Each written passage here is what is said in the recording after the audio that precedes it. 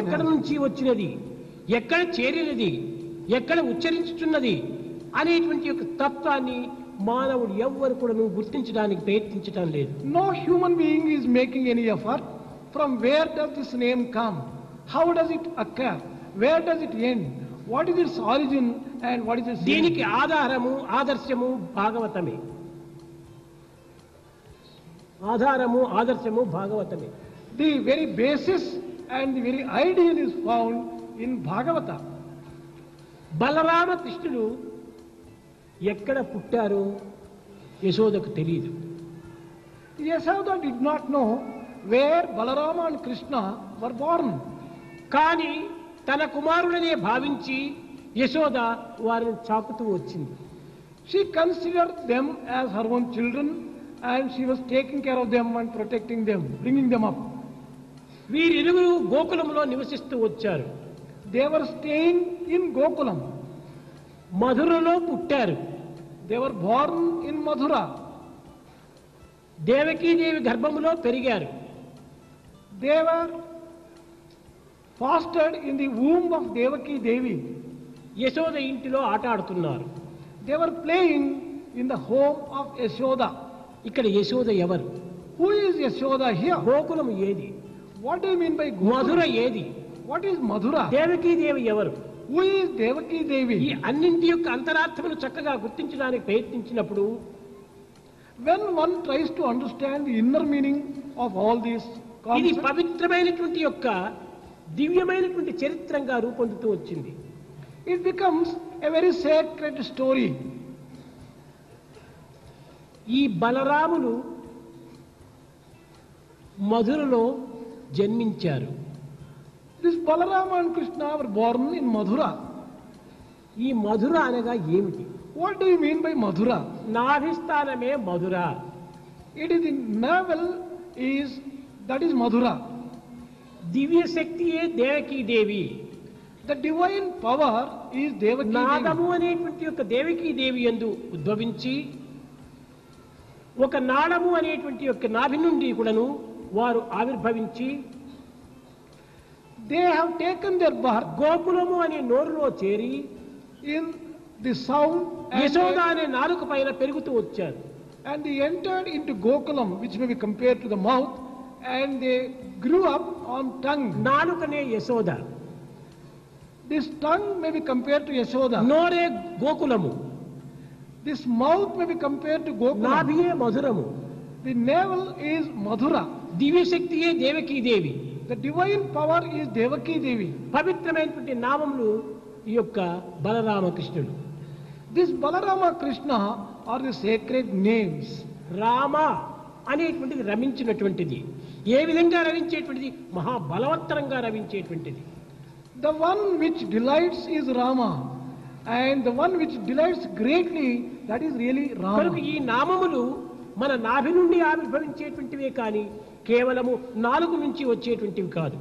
Therefore, this name has to emanate from the navel itself, not from the tongue. నాలుక నుండి మనం కాపాడుకోవాలి ఆ నామమును.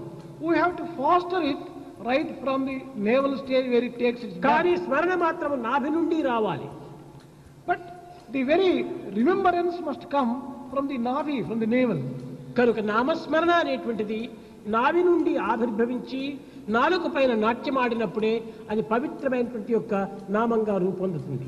The name becomes a very sacred name when it originates from navel and dances on the tongue.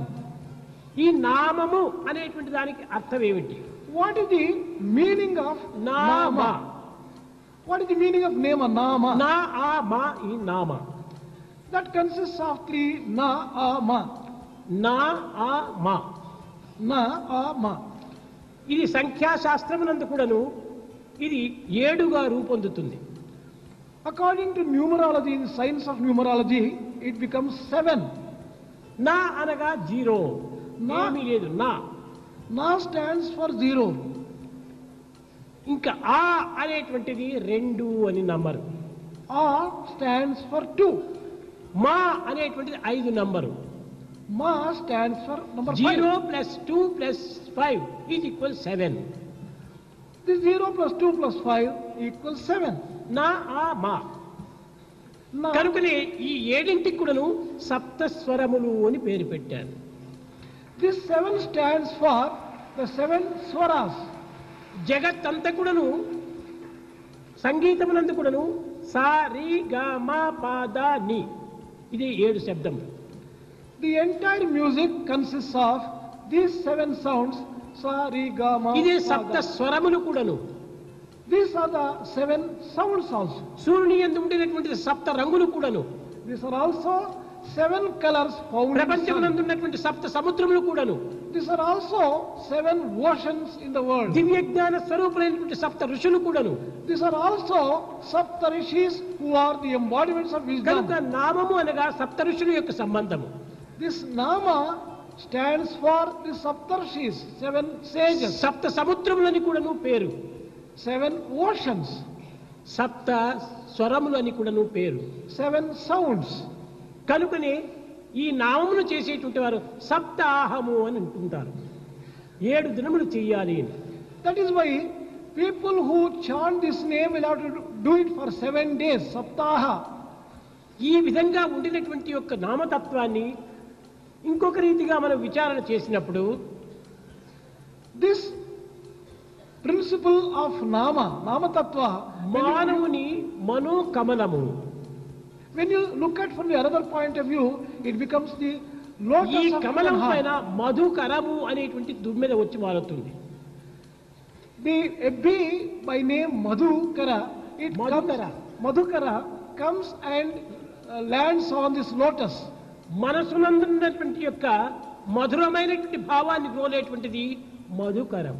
This Madhukara bee is the one which drinks and sucks. దీనిని మరొక రీతిగా దీనిని విభజించి మధు కర అని 2 పదములుగా విభజించినప్పుడు మధు అనగా జలము, కర అనగా సూర్యుని ప్రకాశం.